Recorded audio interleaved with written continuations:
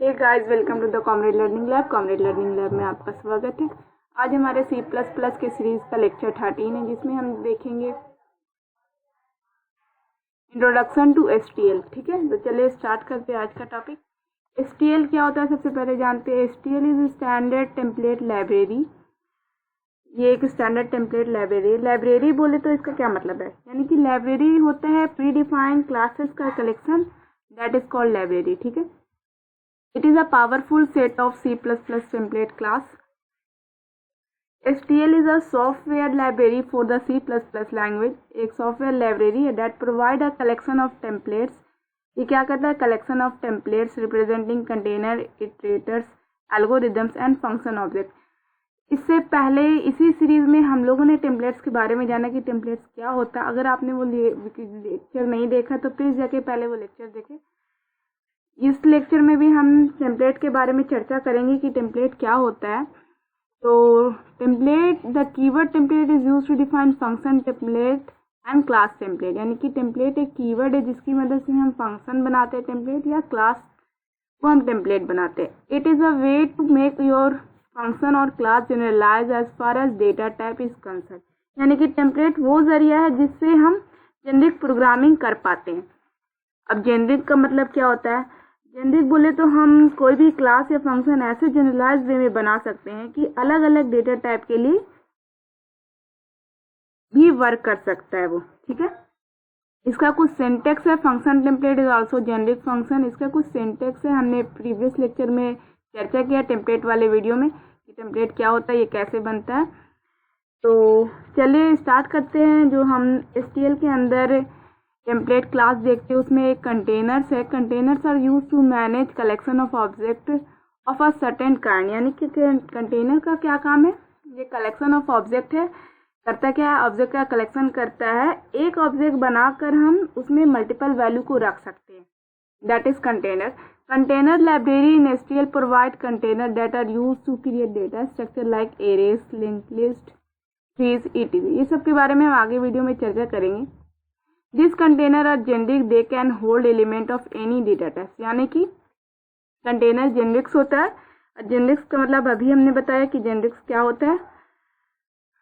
STL के अंदर जितने भी टेम्पलेट्स हैं, टेम्पलेट्स क्लास है, सारे जेनरिक होते हैं। सारे क्लास STL के अंदर जेनरिक ही टेम्पलेट क्लास है। ठीक है, collection of template class, collection of templates representing container iteration algorithm के जरिए हम उसे क्या करते हैं, रिप्रेजेंट करते हैं। तो ये बात हो गई थी कंटेनर की कि कंटेनर क्या करता है। अब बात होती है एल्गोरिदम। कंटेनर अगर मोटा मोटी तौर पे समझे तो कंटेनर क्या करता है, वैल्यू को स्टोर करता है। ठीक है, एल्गोरिदम्स, तो आप सोच रहे होंगे कि एल्गोरिदम क्लास कब से हो गया। एल्गोरिदम का काम तो लॉजिक को रिप्रेजेंट करना होता है। एल्गोरिदम हमने यही पढ़ा, एल्गोरिदम आर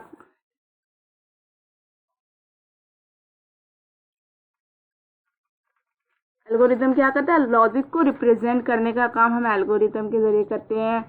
कुछ भी अपना अगर लॉजिक है तो हम उसको step by step procedure to solve a logical and mathematical problem is called an algorithm.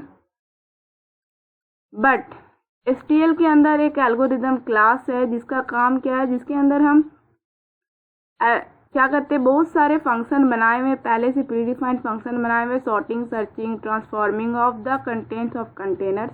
यानी कि कंटेनर के अंदर जो भी वैल्यू हम स्टोर करते हैं उस वैल्यू पे कुछ सर्टेन ऑपरेशन परफॉर्म करने के लिए कुछ फंक्शन की ज़रूरत है, जो कि हम एल्गोरिदम के अंदर देखते हैं। प्री डिफाइंड फंक्शन, हमें कुछ कोडिंग लिखना नहीं पड़ता उसके लिए,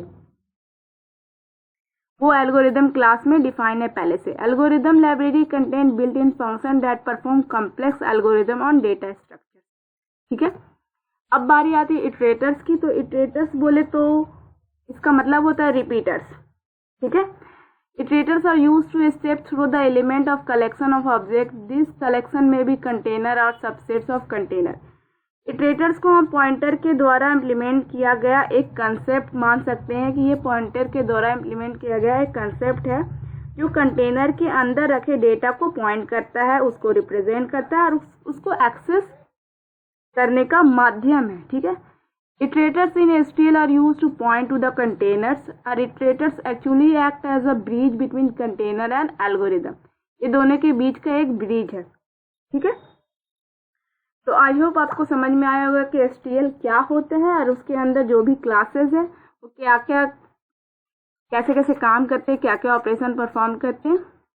इसके बारे में हम आने वाले वीडियो में और डीपली चर्चा करेंगे। अगर आपको ये वीडियो पसंद है तो प्लीज़ हमारे चैनल को सब्सक्राइब करें, हमारे वीडियो को लाइक करें और अपने दोस्तों के साथ शेयर करें। Thanks for watching, have a nice.